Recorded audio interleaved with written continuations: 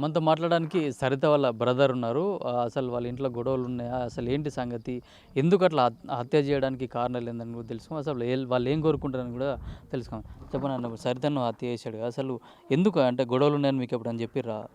గొడవలు ఏం లేవు సార్. ఆమె పోక్సో కేసు కింద అయినప్పటి నుంచి వాళ్ళ భార్యని టార్చర్ చేస్తుండే. నువ్వు ఒప్పుకో, నేను ఆ అమ్మాయిని పెళ్లి చేసుకుంటా, నువ్వు ఒప్పుకో, నేను ఆ అమ్మాయిని పెళ్లి చేసుకుంటా అని చెప్పి చేసుకుంటే, మా చెల్లెలేమో నేను వీళ్ళది లవ్ మ్యారేజ్ ఆల్రెడీ. మనం లవ్ చేసే పెళ్లి చేసుకున్నాము. ఇద్దరు పిల్లలు పుట్టినాక మళ్ళీ ఇంకో అమ్మాయిని ఎందుకు అని చెప్పి మా చెల్లెలు ఒప్పుకోకపోతే ఇంత దారుణానికి ఆయన ఒడిగట్టిండు. అంటే ఆల్రెడీ ఆ అమ్మాయిని కూడా ఎవరైతే ప్రేమించిన అమ్మాయి ఉందో ఆమెను కూడా చంపేసిండు. మళ్ళీ ఈ సరితను పిల్లల్ని కూడా చంపేసిండు కదా! అవును, ఆ.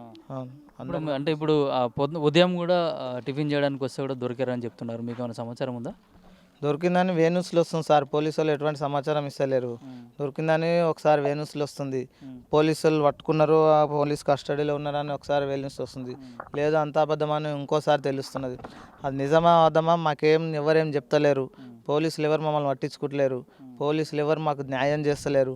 ఏ ప్రభుత్వం మాకు స్పందిస్తలేదు. 3 రోజులు అవుతుంది హత్య జరిగి. ఇప్పటి వరకు మా దగ్గరికి ఎవరు రాలేరు. ఇంకా అక్కడ షాబాల అమ్మాయి వాళ్ళ తరపున చచ్చిపోయిన వాళ్ళు కలెక్టర్ వచ్చిండు, వాళ్ళకు మాట్లాడిండు, హామీ ఇచ్చిండు, ధర్నా బంద్ చేయించిండు, 5 లక్షల అమౌంట్ ఇప్పించిండంట. మళ్ళీ ఎకరా భూమి ఇప్పిస్తానని చెప్పి హామీ ఇచ్చిండంట. అక్కడనేమో అంతగానం చేస్తే చేసుకున్న పిల్లని 9 ఏళ్ళ నుంచి ఉండి 2 పిల్లలు కానీ చంపేసినాక మరి మాకేం న్యాయం చేస్తున్నాడు సార్ ప్రభుత్వం? మాకేం న్యాయం చేస్తారు? మేము ఎట్లా బతకాలి? మా అమ్మ చేనులలో పనికి పోయి చేసి ఆ అమ్మాయికి పెట్టింది, మా చెల్లెలకి పెట్టుకున్నది. చెల్లెల బిడ్డకు వాళ్ళు ఎంత ఒక రూపాయి వాళ్ళు ఖర్చు పెట్టలేరు. వాళ్ళు అత్తగారి నుంచి 1 రూపాయి ఖర్చు పెట్టలేరు. మా చెల్లెలంటే ఎవరికి వాళ్ళకి ఇష్టం లేదు. వాళ్ళు పుట్టిన ప్రతి పిల్లలకు కూడా మా అమ్మనే ఖర్చు పెట్టింది, మా అమ్మనే చేసింది చేత. డెలివరీ టైంలో, ప్రెగ్నెంట్ టైంలో మొత్తం మా అమ్మనే హాస్పిటల్ దించి తిరిగింది. అంతా మా అమ్మనే చేసింది. మేము ఇన్ని ఖర్చు పెట్టుకొని మేము ఆ ఇంటికి అమ్మాయిని ఇవ్వాలి, ఇన్ని ఖర్చు పెట్టుకొని మేము చెయ్యాలి. మళ్ళీ లాస్ట్కి వస్తే మేము చంపుకోవాలి. మా కడుపు కోతకు కారణమయ్యారు. ఇప్పుడు మాకేం న్యాయం చేస్తారు? మాకేం సాయం చేస్తారు? మేము ఎట్లా బతకాలి? నేను ఇక్కడ ఉన్నాను, నేను మొయినమాల్లో ఉంటా. నేను బతకనికి పోయినా. మా ఇల్లు ఇది. మా అమ్మ ఒక్కతే ఉంటుంది, మా నాయన లేడు. మా నాయన ఆల్రెడీ చచ్చిపోయి 4-5 సంవత్సరాలు అవుతుంది. మరి మాకేం న్యాయం చేస్తారు? మా అమ్మ ఒక్కతే ఎట్లుంటుంది ఈడ? అది మీరే చెప్పాలి సార్. పెద్ద మనుషులు మీరే చెప్పాలి, ప్రభుత్వం చెప్పాలి. అంటే నాకు పోలీసులతో ఇంతకుముందే పరిచయం ఉంది. దాంతో కేసులు కూడా తక్కువ శిక్ష పడే కేసులు పెట్టారని కూడా చెప్తా ఉన్నారు. అది పోక్సో కేసు కింద జైలుకు పోకుండా, పోలీస్ స్టేషన్కి రాకుండానే ఈ అబ్బాయిని బయట దాపెట్టి నెల 20 రోజులు బయట దాపెట్టేసి తక్కువ శిక్షలు పడేటట్టు రాపించుకొని, పోలీసు వాళ్ళకు లంచం ఇచ్చి రాపించుకొని బెయిల్ తెచ్చేసారు. బెయిల్ తెచ్చిన ఆ తక్కువ సెక్షన్ల వల్ల, వాళ్ళు రాపియడం వల్ల, లంచం ఇచ్చినందువల్ల, వాళ్ళకు ఈజీ సెక్షన్లు ఉండడం వల్ల బెయిల్ వచ్చేసింది. బెయిల్ రావడం వల్ల ఆయన బెయిల్ వచ్చిన వెంబడే తెల్లారి నుంచి బయట తిరుగుతూనే ఉన్నాడు. బెయిల్ వచ్చినాక 15 డేస్ అయింది. ఇప్పుడు బెయిల్ వచ్చి కూడా 15-20 డేస్ మధ్యలో ఇంత దారుణం జరిగింది. బెయిల్ వచ్చిన 20 రోజుల్లో ఇంత దారుణం జరిగింది. అంటే ఆ అమ్మాయిని ప్రేమించారని చెప్తున్నారు కదా, అంటే వాళ్ళ ఇంట్లో వాళ్ళు కూడా ఒప్పుకున్నారా? మీ చెల్లెల్ని కూడా ప్రేమ వివాహం చేసుకున్నాడు కదా? మా చెల్లెల్ని కూడా ప్రేమ వివాహం చేసుకున్నాడు. ఇదంతా జరిగిన తర్వాత కూడా నేను ఎప్పుడూ నేను సరిగా మాట్లాడాను. ఆయన నాతో మాట్లాడాను, నేను ఆయనతో మాట్లాడితే మా చెల్లెలే ఎప్పుడన్నా ఫోన్ చేస్తుంది, పిల్లల కోసం ఫోన్ చేస్తే మాట్లాడుతుంది, అంతే తప్ప ఫోన్ చేసినప్పుడు కూడా మంచిగా ఉన్నారా, ఏం చేస్తారు, తిన్నారా, పిల్లలు మంచిగా ఉన్నారా అని అడుగుతా. కొట్లాడుతురా, మంచిగా అంటే మంచిగా ఉన్నాం అని చెప్పింది. ఇట్లా అవుతుందని ఒక మాట తెలిసినా నేను పోలీస్ కంప్లైంట్ ఇస్తుంటినో, లేకపోతే ఊరి పెద్దలను తోలుకుపోతుంటినో, ఏదో ఒకటి చేస్తుంటే. వాళ్ళు కూడా కేసు పెట్టారు కదా, మా అమ్మాయిని వేధిస్తున్నాడు అని చెప్పేసి కూడా రాజ్ కుమార్ మీద పోలీసులకు కంప్లైంట్ ఇచ్చారు, కేసు పెట్టారు. పెట్టారు సార్, పెట్టారంట. నాకు కూడా తెలియదు. మరి అక్కడ సంగతి అయితే మనకు తెలియదు. ఆ అమ్మాయి నుంచే పోక్సో కేసు అయిందనే విషయం అయితే తెలుసు, అందరికి తెలుసు, నాకే కాదు, రాజ్యం అంతా తెలుసు. ఇప్పుడు పోలీసులు పట్టుకున్నారని చెప్తున్నారు. మీకు న్యాయం జరగాలంటే ఏం చేయాలంటున్నారు? చట్టపరంగా శిక్షించాలా, ఏం చేయాలి? చట్టపరంగా శిక్షించాలి. మాకు న్యాయం జరగాలంటే పోలీసు వాళ్ళు పట్టుకుంటే తోలుకొచ్చి మా కళ్ళ ముంగట ఎన్కౌంటర్ చేసి కాల్చి పాడేస్తే మా చెల్లెలు చచ్చిపోయిన పిల్లలకు, మా చెల్లెలకు ఆత్మ శాంతిస్తుంది, మాకు యథార్థం అవుతుంది. పోయిన రాని మాకు ప్రాణం యథార్థం ఉంటుంది. వాడు బతుకుంటే మళ్ళీ నెక్స్ట్ టైం వేరేది కూడా చేయొచ్చు. వాని వల్ల మా ప్రాణాలకు కూడా హామీ ఉన్నది. మళ్ళీ వాడు బతుకుంటే వేరే చేయొచ్చు.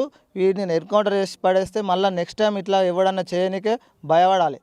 అలా మన తెలంగాణ ప్రభుత్వం స్పందిస్తే బాగుపడుతుంది, మన తెలంగాణ బాగుపడుతుంది. అంటే ఒక యూట్యూబర్ని కూడా హత్య చేసినా కూడా వీళ్ళు ఏం చేయలేరు, నేను కూడా అట్లానే చేస్తా, నన్ను కూడా ఎవరేం చేయలేరు అని కూడా బెదిరించారని కూడా చెప్తా ఉన్నారు. యూట్యూబర్ ఎవరు? అంతకుముందు ఒక మర్డర్ అయిన కేసులో ఆ, ఆ. మస్తు జరుగుతుంటాయి సార్, మస్తు జరుగుతాయి. ఎవరేం చేయలేరు ఎవరేం చేయలేరు అనుకుంటా, నేనే మొనగాని నేనే హీరోనని చెప్పిండు, తిరిగిండంట. మీ అన్న ఒక్కడే ఉన్నాడు, ఏం చేస్తాడు ఏం బీక్తాడని అన్నాడంట. అది కూడా ఒక మాట తెలిసింది నాకు. మీ అన్న ఒక్కడే ఉన్నాడు, ఏం చేస్తాడు, ఈడ ఉన్నాడు, ఏం చేసినా ఏం బీకడు అనే మాట అన్నాడంట. ఆ అబ్బాయి పెద్ద అబ్బాయి కూడా స్కూల్కి వేయమంటే స్కూల్కి వేయలేరు. పోయినసారి షాబాద్ నవజీవన్ స్కూల్లో చదువుకున్నాడు. ఈసారి ఇక ఏతాం బెయిల్ మీద బయటకు వచ్చినాక ఏతాం అని చెప్పుకుంటా ఇంకా స్కూల్కి వేయలేరు. ఇంకొక చచ్చిపోతా అని ఒక 5-6 రోజుల ముందు ఇట్లా ఫోన్ చూసుకుంటా తల్లి పెద్ద అబ్బాయి పండుకుంటే తల్లి చేతికి ఇట్లా ఉంగరం ఇట్లా జుప్పుకుంటా లోపలికి మింగేసుకున్నాడు పెద్ద బాబు. మింగేసుకున్న తర్వాత కూడా పోలీసు హాస్పిటల్ తీసుకోమంటే తీసుకోలేరంట వాళ్ళు, తీసుకోవాలి. నాకు మింగిన తర్వాత 3-4 రోజులకు నాకు తెలిస్తే హాస్పిటల్ తీసుకోండి అమ్మా, అది ఏ కడుపులో ఎక్కడ వెళ్తుందో తెలియదు, చిన్న బాబు సడన్గా నొప్పి వస్తే తట్టుకోలేడు, హాస్పిటల్ తీసుకెళ్ళాడంటే మోషన్స్లో పోయిండేమో, అందుకే ఆడేమంటలేడు, మేము కూడా చూస్తున్నాం మోషన్స్లో, కనవనైతే కనవలేదు కానీ పోయిందేమో అని హాస్పిటల్ తీసుకెళ్తాం, రేపే తీసుకెళ్తాం, ఎల్లుండి తీసుకెళ్తాం, డబ్బులు లేవు అందుకే తీసుకెళ్ళాలని. డబ్బులు లేకపోతే నేను 4-5 వేలు వేస్తా, పోయి హాస్పిటల్కి అయితే చూపిస్తే స్కానింగ్ చేస్తే ఉన్నదా లేదా అనేది మాకు యథార్థం అవుతుంది కదా, పానము నొప్పి వస్తే తట్టుకోలేనని చెప్పిన. అయినా కానీ వాళ్ళు హాస్పిటల్ తీసుకెళ్ళలేరు, బాబుని తీసుకెళ్ళలేరు. ఆడు ఉంగరం మింగిండో అట్లే ఉన్నాడు. ఇదంతా కథ జరిగింది సార్. అంటే రియల్ ఎస్టేట్ కూడా వేసిండు, బాగా లాస్ అయినని కూడా చెప్తా ఉన్నారు. రియల్ ఎస్టేట్ ఆయన ఏం చేయలేరు సార్, బెట్టింగ్ యాప్ ఆడుతున్నానంట. నిజమా అబద్ధమా నాకు కూడా తెలియదు. బెట్టింగ్ యాప్ ఆడుతున్నానంట, బయట అమ్మాయిలతో తిరుగుతున్నానంట, తిరిగి బెట్టింగ్ యాప్లో ఆడి ఆ డబ్బులు ఓడగొట్టుకున్నంట. ఎకరనో 2 ఎకరాల భూమి అమ్ముకున్నారంట, అప్పులలో గట్టిరంట. మరి 1-2 ఎకరాల భూమి అమ్మితే మా చెల్లెలకి ఆపరేషన్ కోసం అని తిరుగుతున్నారు, ఆల్రెడీ పిల్లలు కాకుండా ఆపరేషన్ కోసం అని. మరి ఆమెకు ఆపరేషన్ చేపించవచ్చు కదా, ఉన్న డబ్బులని అమ్ముకున్నారు, అప్పులు చేసుకున్నారు, కట్టుకున్నారు. తల్లి తండ్రి అన్న ఈయన నలుగురు కలిసి ఈ గేమ్ ఆడి చేసి ఇంతవరకు తెచ్చిర్రు. మా చెల్లెలకి మొత్తం హాస్పిటల్ చూపిస్తలేరు. ఏదైనా హాస్పిటల్ చూపించాలంటే మళ్ళీ మేమే, మా అమ్మ కష్టపడాలి, పొద్దున్న లేచి చేనుల పనికి పోయి 1000-2000 వారం రోజులు పని చేస్తే 1000 రూపాయలు వస్తే అవి తీసుకొని పోయి ఒకరోజు మొత్తం తోలుకొని దాకొని పోయి షాద్నగరో షాబాల్నో చెవెల్లో అట్లా చూపించుకొని రావాలి. వాళ్ళు హాస్పిటల్ చూపెట్టరు. మా చెల్లెలు ఎట్లయిందంటే మొత్తం ఈ టెన్షన్ల వల్ల ఈ ఫోక్సో కేసు అయినప్పటి నుంచి బొక్క అయిపోయింది, మొత్తం బొక్క బట్టలు కాలు ఇట్లా తలిగేసినట్టే ఉంటుంది, ఒంటి మీద బట్టలు వేసుకున్నట్టు ఉండదు. ఆ స్థితికి తెచ్చిర్రు ఫ్యామిలీ మొత్తం, ఆ స్థితికి తెచ్చిర్రు. ఫ్యామిలీలో ఎవ్వరు మంచోళ్ళు లేరు. అట్లాంటప్పుడు ఎందుకు లవ్ చేయాలి, ఎందుకు పెళ్లి చేసుకోవాలి? పెళ్లి చేసుకుంటే లవ్ చేసుకొని పెళ్లి చేసుకున్న వాళ్ళు మంచిగా ఉన్నోళ్ళు లేరా, మంచిగా బాగుపడ్డోళ్ళు లేరా? నీకు మంచిగా చూసుకునే ఉద్దేశం లేకపోతే లవ్ చేయదు, పెళ్లి చేసుకోవద్దు. సరే జరిగినదో జరిపోయిందని మేము కూడా ఏనాడు ఇన్ని సంవత్సరాల నుంచి ఆయన మీద పంచాయతీకి రాలే. ఆయనతోని ఒక మాటతోని గొడవ. ఇంట్లో కూడా ఇష్టం లేదా మీ చెల్లెలను లవ్ చేసి పెళ్లి చేసుకోవడం? ఇష్టం లేదు, ఎవరికి ఇష్టం లేదు, అందుకే ఇట్లా వ్యవహరించారు. ఎవ్వరికి ఇష్టం లేదు వాళ్ళకు. ఒక్కరు ఇన్ని సంవత్సరాల నుంచి ఇష్టం ఉంటే చిన్న పిల్లల్ని కూడా ఎత్తుకొని ముద్దాడరా సార్? అత్త మామ తాత అమ్మమ్మ ఎత్తుకొని ముద్దాడరా? అందరికి పిల్లలు ఉన్నారు కదా. ఇన్ని సంవత్సరాల నుంచి ఒక పిల్లగాని ఎత్తుకోరు, ముద్దాడరు, ఆ అమ్మాయితో మాట్లాడరు, అమ్మాయి అన్నం పెడితే తినరు. ఎన్నిసార్లు చెప్తారు? మా చెల్లెలు కూడా చెప్పిన, వాళ్ళు మాట్లాడుకున్నా నువ్వు మాట్లాడు, పెద్ద మనుషులకు విలువి, అతను గౌరవించు, నువ్వు ఇంటికి పోయిన కోడలివి, నీ జాగ్రత్తలు నువ్వు ఉండు, అందరిని గౌరవించు, అందరి మర్యాదతో ఉండు. 1-2 సార్లు మాట్లాడరేమో, 3వ నుంచి మళ్ళీ వలకరిస్తుందని వాళ్ళు మారుతారేమో, మాట్లాడొచ్చేమో అని చెప్పిన. సరే అని మాట్లాడింది, అయినా మాట్లాడలేరు.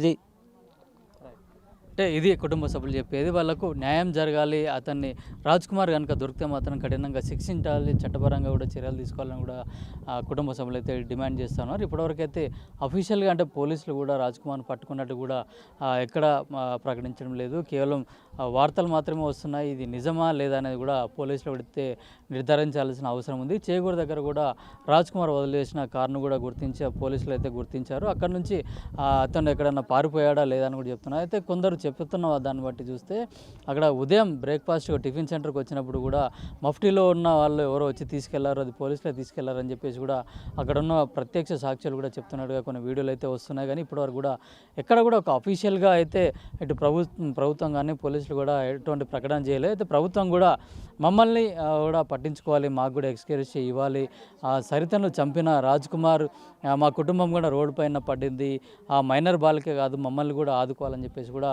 సరిత కుటుంబాల సభ్యులు కూడా డిమాండ్ చేస్తూ ఉన్నారు. కెమెరామ్యాన్ మోహిత్తో కిరణ్ కుమార్, దేవాలగూడెం, రంగారెడ్డి జిల్లా.